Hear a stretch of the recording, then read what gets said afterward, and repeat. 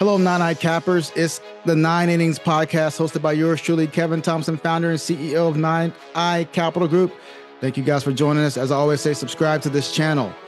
As I always say, go and get my book, MLB to CFP, live on Apple and Amazon. If you have any questions, comments, or concerns, you can email us at info@nineeyecapitalgroup.com. Send us your questions, or you can go to the website at www.nineeyecapitalgroup.com. Schedule an appointment. As you know, we're here to do what?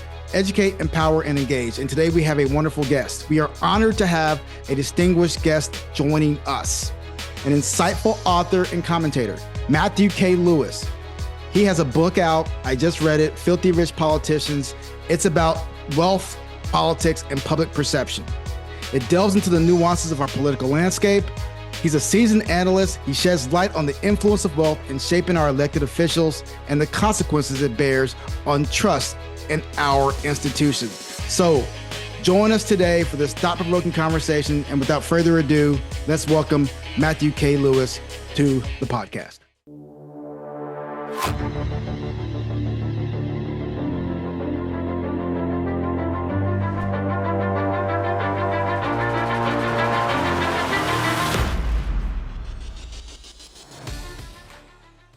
Ladies and gentlemen, we have Matthew K. Lewis here, author of Filthy Rich Politicians. Matthew, thank you for joining us today, my friend. Hey, man, it's great to be here. Good to talk with you. Man, I appreciate it. So, again, I've learned so much in the last, couple of months. I read your book, Filthy Rich Politicians, and some of the things that I saw that I read in the book were kind of like an aha moment, but then some of it was like, I can't believe they get away with this stuff, right? So, yeah. so I guess my first question is like, how did you come about or across the idea to explore the relationship between wealth, politics, and some public perception and trust in our institutions? Well, I wish I could tell you that this is an idea that I wanted to make a difference and all that. But the truth is, actually, a book agent approached me and said, I have an idea that I think would be a big hit. And the idea was the 100 richest politicians in America. Mm-hmm. And he wanted me to rank them. And it really wasn't supposed to have any agenda at all. It was basically, the way people watch TMZ or read gossip. It was supposed to be just like ranking without really going into it. Gotcha. And I'm like, I think I could do that. That would be, I could do that. And so we pitched it to our book publisher. And, everybody thinks that these publishers are just in it to make money and they just want to put out some salacious material. But my publisher happily said, we like the idea, but we think it needs to be deeper and more thought-provoking. Gotcha. And so it ended up evolving into, I think, a much better idea that I ended up being sort of soul nourishing. As a writer, it's a business, you want to make money, but you also want to do something that's like soul nourishing that is making a point no one else has really made adequately, and hopefully teaching people and maybe even making things a little better. Yeah. And ultimately, I think that's the book that we ended up doing was something I'm really proud of. Do you know what was really refreshing about the book is that in the first couple of chapters, you come out right away and you say, this is what I am. I'm a center right leaning individual. I'm not pulling any punches, because you didn't hold anything back. You were punching the right, punching the left, punching the middle. You were getting them all. So I appreciate the fact that you did that, because you left no ambiguity. So thank you so much for just getting that out in the front, because a lot of people will just write a book and then you can kind of say, are they talking about this side over here? Unless it leaves you with all this ambiguity. So thank you so much for that, my friend. Sure thing. No, I completely agree. I don't want to be reading a book and having to guess, like, why did he say this? Does he have a hidden agenda or ulterior motives? And so I tried to put the cards on the table. And actually, I thought maybe it would even reinforce the book when I said, like, look, I don't hate rich people. Yeah. My wife is a Republican fundraiser. Uh-huh. I'm not out to like show up with like pitchforks and lanterns and take down rich people. But I do love America, and I believe in, liberal democracy. And if we want to preserve the system that we have and keep the barbarians from storming the gates, then we have to have a system where people, where it's not rigged, Yeah. So when Donald Trump shows up and I'm not a huge Trump fan, but when Donald Trump shows up and starts saying the game is rigged, well, look, there's a reason why people believed him. Yeah. It's because it kind of is. Yeah. At least certain parts of it certainly look rigged. Hey, that makes me smart. I didn't pay taxes. It makes me smart, right? Yes.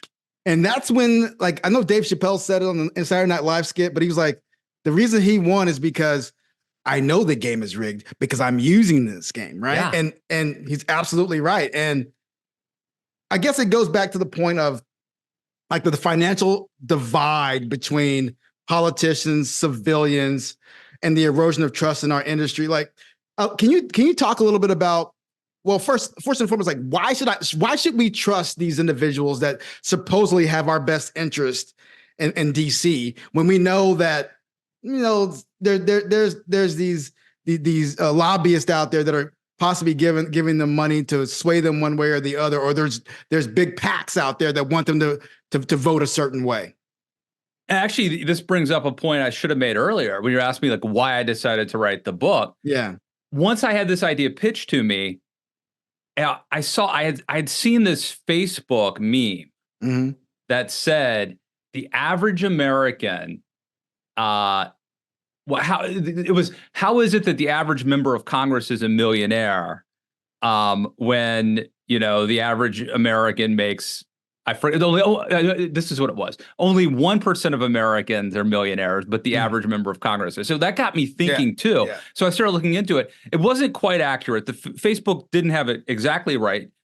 Something like 5 to 7% of Americans nowadays are millionaires. It ain't what it used to be, but it is true. More than 50% of members of Congress are millionaires, and so the discrepancy is pretty big. And if you're a regular American out there trying to make ends meet, it seems a little weird that, all these congressmen are really living large. And I think that there's a perception, that they're feathering their own nests and that the game is rigged. And I think that basically erodes trust in elected officials. But as you were just noting, it's more than just that, right? It's not just that they start off richer than normal people, which is, problematic in its own right. It's the sense that they're getting richer while in office, right? And even when they leave office, they've got that revolving door where they leave office and then they become a lobbyist and they can still cash in. And so I think, it's from cradle to grave in their case. Yeah, and you mentioned that. Like, I know there's an earned income limit and all of this other stuff that you mentioned in your book. And what was funny is how they get around it by doing book deals and all this other stuff. And then they have what is the nonprofit entity sitting outside of all. Right. So talk to me a little bit about how one may use that system to basically, I guess, engross their income in regards to like, hey, I can put money over here and doesn't count towards my earned income. So like, how do politicians use that system? Because you explain it very well in the book, but I just want to give the audience a little bit of a taste. Well, thank you. And first, it's a pleasure to talk to someone who actually read the book. And not only read the book, but wants to talk about other parts of the book, right? Everyone was very obsessed with the insider trading aspect, which I write about. Stock Act, all that stuff. The stock stuff. Everyone, so like 90% of the interviews I did, that's all we talked about. So it's fun to talk about some of the other stuff involved. And refresh my memory. Tell me again, what were some of the things that there was the book deal thing? So the book deal, and then of course the actual like the nonprofit entities that they'll set up outside once they're no longer in Congress, and they'll have, because they have campaign funds. You mentioned this.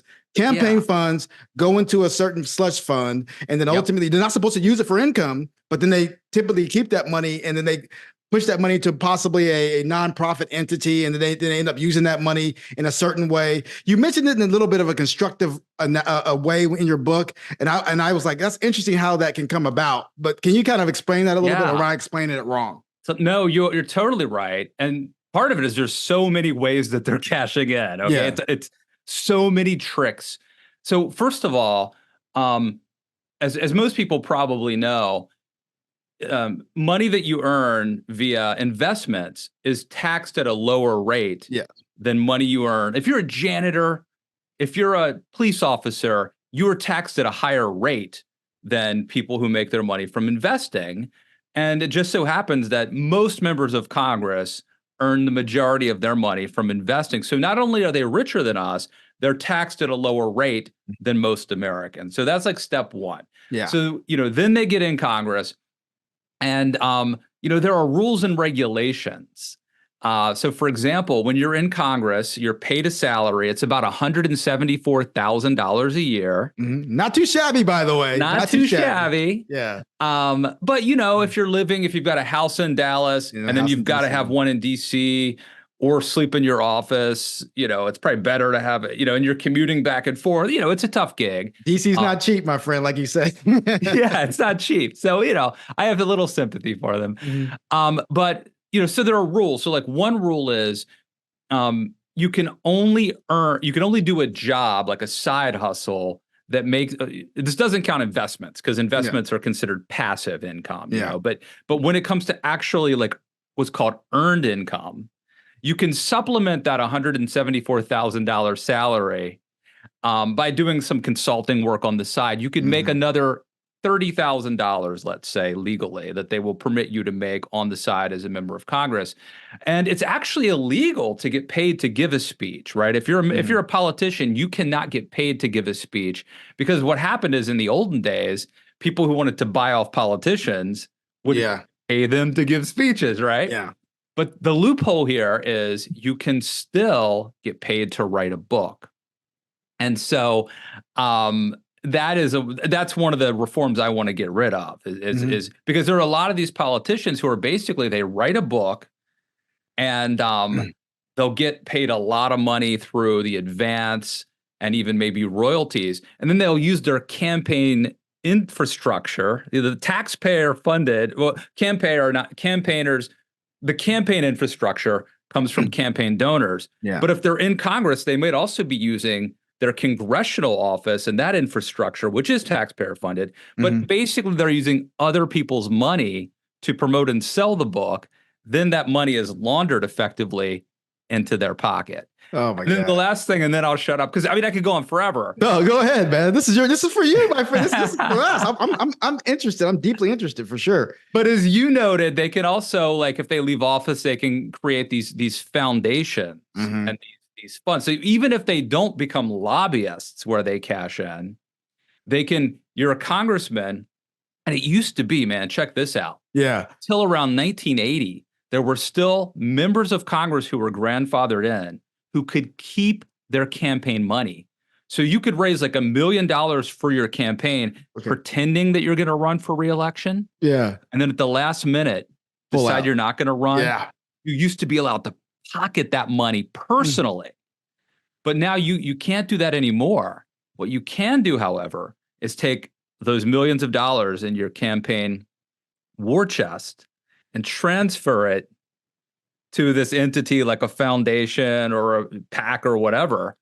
And then you could spend the next 10 years, like, I'm thinking about giving some of my money away to Ron DeSantis. So I'm going to need to go to a retreat at the Four Seasons in Miami and meet with him. You get it.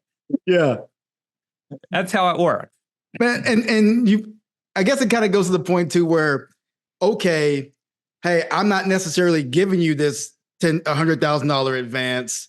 So what we're going to do, like you mentioned, I want you to write a book. I want you to write a book, and I'm gonna give you this $100,000. We're gonna say you wrote a book, and this is your $100,000 advance. And this is the way we could lobby you. It's just, there's so many. And you know what's funny about it? They're not going to write legislation against it.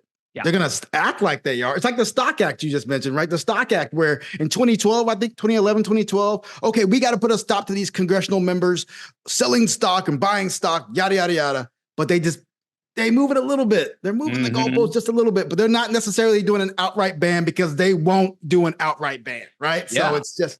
And the crazy thing is, I mean, the Stock Act is not really that helpful, but the crazy thing is, up until then, like up until 10 years ago, it was perfectly legal for members of Congress to use inside information to make stock trades. It wasn't even illegal. Stuff that, Martha Stewart went to jail for this. Yeah. And But if you, up until a decade ago, if you were a member of Congress, you could sit on the Intel committee. You could use information, privileged information that you only have access to, sensitive, classified, whatever. And it was like, well, these things happen. Hey, all I know is Nancy Pelosi's husband is one of the best traders on the planet, man. I don't know how he does it. He's just got that intuition. Peter Lynch is like, I need to hire this guy. It is very, very curious. I mean, so like, let me just, for your viewers out there and your listeners, I'll just give you like an example of the kind of thing that Paul Pelosi did. Now, maybe he's just very lucky, but it would be, I don't have the exact details in front of me, but I'll give you a couple of scenarios that just will paint a picture, right? The hypothetical here. So like one time he exercises these stock options he has to buy like hundreds of thousands of dollars like in Tesla stock. Yes. And then a couple of weeks later, Joe Biden comes out and announces, we are going to mandate from now on all state, local, and federal fleets that we purchase will all have to be zero emissions vehicles. Right? It's like, of course, the Tesla stock is going to look pretty good. Yeah. What was the other? Oh, the other example was a similar thing. I think it was. Was it NVIDIA? I think it was something like that. Yeah, that's what the one I'm thinking of is Microsoft, where Paul Pelosi, I think it was millions of dollars of stock options in Microsoft. And then like a couple weeks later, the US Army announced a deal with Microsoft that they were that Microsoft would be creating these augmented reality headsets for the Army. I was like, isn't that interesting? I wonder if Pelosi heard about that before. Maybe not. No. Hey, it's just due diligence, hard work, intuition, my friend. Nothing more. Well, but the thing is, if it was just one example, maybe we could look past. There's like a lot of examples when it comes to the Pelosi's. But Kevin, as you know, it's the Republicans too, right? Yeah. Richard Burr, who was the chairman of the U.S. Senate Intel Committee, privy to information about COVID-19. And so before the average American knew how bad COVID was going to be, he dumps all of this stock in things like Wyndham hotels, things that might not do well in a global pandemic. But the crazy thing is, and I don't even think this is in my book, he picks up the phone and calls his brother-in-law. And within 1 minute of hanging up the phone, his brother-in-law dumps hundreds of thousands of dollars of stock, of his stock. So hey, it's intuition. So I could add on to this, like you mentioned in your book, between 1985 and 2001, it's a Cambridge report. Members of the House outperformed the average investor by 6%. That's the kind of stuff that's like, come on, man. Yeah. So and the thing is, you tell me, so since you're an athlete, you know this better than me, but I've always heard that we'll go back to the Mark McGuire, Sammy Sosa era. I always heard that the big thing with steroids is not that it makes you more muscular, but it's that it helps you recover from injury quicker. Is that true?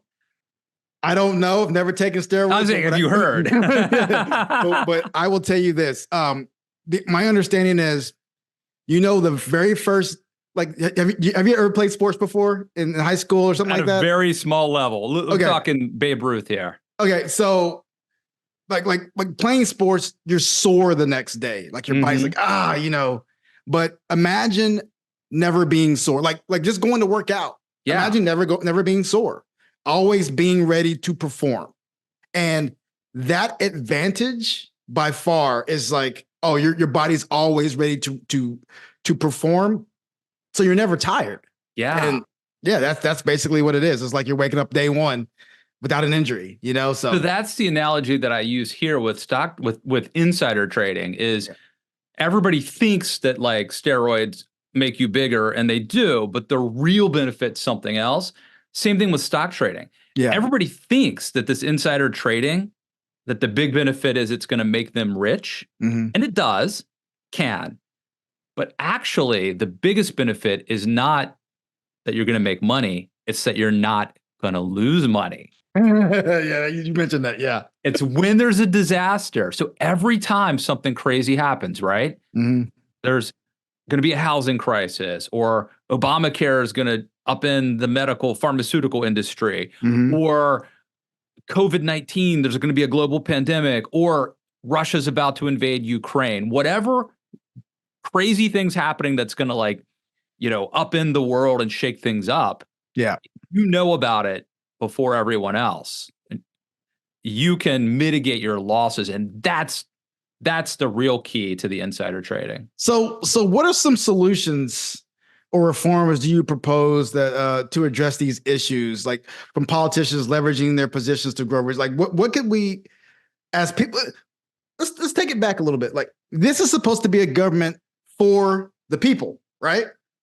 But now it seems like it's a government for corporations. Yeah. And I'm a capitalist, but true and true, man. Like I said, I own my own company. I get it. But at a point certain, when can we start directing what we want congressional members to how we want them to act? For example, if we, the people, elect you, we should say, we don't want you to trade on insider information. So therefore, you have to, if you want this position, you have to give up the right to trade. Now, that's going to leave other people out. They're going to say, well, we're just not going to do it. Right. Mm-hmm. So there's a kind of give and take there. What do you suggest in that world where we can find a common ground in regards to just how we can to address these issues? So first, I would say, like you, and I touched on this earlier, but I'm not a radical trying to upend the system or overthrow capitalism. What I want to do is preserve it. Yeah. Because if we get to a point where average Americans feel like the game is rigged, that is very destabilizing for French Revolution, right? It is, exactly. Yeah. That's what I don't want. Yeah. So my book, Filthy Rich Politicians, I have to be trained to say the title. No, hey, I'll do it for you. Filthy Rich Politicians. Great book, by the way. I'm telling you, man. Thank you. It was great, man. Seriously. Thank you. I've got a whole bunch of reforms, banning stock trading, taxing regular Americans at the same rate that rich investors get taxed, making it, members of Congress cannot write. Well, they could write a book. They can't get paid to write a book while they can't get rich writing it. There's a whole bunch of reforms like that. But at the end of the day, none of them will happen unless politicians feel like they will suffer if they don't happen. And that's the sad reality, is that the politicians operate based on pleasure and pain. And unless we send a signal that we really care about this issue really matters to us, and if they don't address it, they will lose re-election or something bad, then they'll never get around to it. And the problem is, if you look at what's happening in our political system today, the culture war issue, I think if you asked Americans, do you care about the stock issue? I bet you 90% of Americans would say, I think they would say yes. Really? If you explained it to them, right? Okay. But then if you said, is it going to impact your vote? What issues are you going to vote on? Nobody cares. It's not, it's like the number 11 issue. That's what I meant. That's what I meant. Exactly. Yeah. So that's the problem, is I think everyone's for it theoretically, but there's no intensity. And until that changes, it's not going to happen. Well, but so the things that will impact, let's just say if I was in office, and again, I want to operate in the utmost integrity. And by the way, you listen to the 9 Names podcast with Matthew K. Lewis talking about his book, Filthy Rich Politicians. So if I was in office and I said, you know what? Yeah, this is Stock Act thing or just banning we see it over here, but you know what we can do? It's the border, man. It's fentanyl, man. It's all these, it's all these other culture issues we need to deal with right here. So let's put those out there, because the Stock Act, it's not a big deal right now. I mean, that impacts me more as a politician. So I'm going to put it down here and make everything else go up here, because that is what we're going to be, I guess, judged by, right? So I think that's what's going on. Yeah, and that's why, and by the way, not only do most Americans theoretically support banning stock trading, I actually think right now, most members of Congress will tell you that they want to ban it, right? They'll tell you, if you ask me, but they never get around to it. There's always something's not quite good enough. the bill was written. There's a poison pill in the bill or something. Oh, they put something else on the bill. Yeah, Yep. exactly. Exactly. They don't want to do it. So that's why it has to be overwhelming pressure Yeah. to force them to do it. Well, so you mentioned this term in the book, and then we have a couple more questions here. I hope I'm not taking too much of your time because this is fascinating, man. I appreciate you. You mentioned this term noblesse oblige, right? Yeah. And in light of the expectation for politicians to act with the noblesse oblige, how can we ensure a balance between their personal wealth interests and the duty to serve us, the public? Can you expound on that more? Well, because for example, if I'm a rich American, right, I'm supposed to act in a certain way with other Americans, but yet these people are politicians. So if I have exalted myself to another status, yeah, like how can we ensure that just because they exalt themselves and now they're being basically coerced by these other individuals, that they can still act in our own best interest? Yeah. So this is an interesting phenomenon, and I think it's actually indicative of some cultural problems we face in America. Mm-hmm. So it used to be that people who got rich felt an obligation to their community. Exactly. So, for example, after World War II, a typical CEO was probably paid like maybe 50% more than the average employee. Now it's 100 times more or something. It's insane. CEOs make so much more. And it used to be every town, every community had rich people who lived there and they were part of the community, right? Yeah. So you might live in Detroit and you had a bigger house than other people, but you went to the same grocery store as people who worked at your auto plant or something. Mm-hmm. You were part of the community. You built libraries, you contributed. Mm-hmm. So part of it, I think, was a sincere moral obligation. And part of it was almost shame. Like, I live here, I need to keep these people happy. I need to keep them liking me, keep them happy. So whether it was like self-serving or, sincere, rich people used to feel an obligation to their communities. And I think there are a lot of rich people who frankly did get involved in public service because they really wanted to serve, right? Now, in some cases, maybe it's a little misguided, like, oh, the public, it's kind of a paternalistic thing. I know better. I need to be there to make these wise decisions for the peons. Like, I'm sure there was some bad motives in some cases, but there was a sense that you had to give back. I've been given so much, I got to give back. Yes. I think, Kevin, in our society today, we're losing that. Okay. And so I think now you've got a lot of these rich politicians who are running, and they're certainly using their wealth to get elected. And once they get elected, they always make more money, but they don't necessarily have that same noblesse oblige, like, sense that they have to help other people. Man, this has been a fascinating conversation, my friend. I appreciate you giving us 20 to 25 minutes of your time. Wonderful book, Filthy Rich Politicians by Matthew K. Lewis.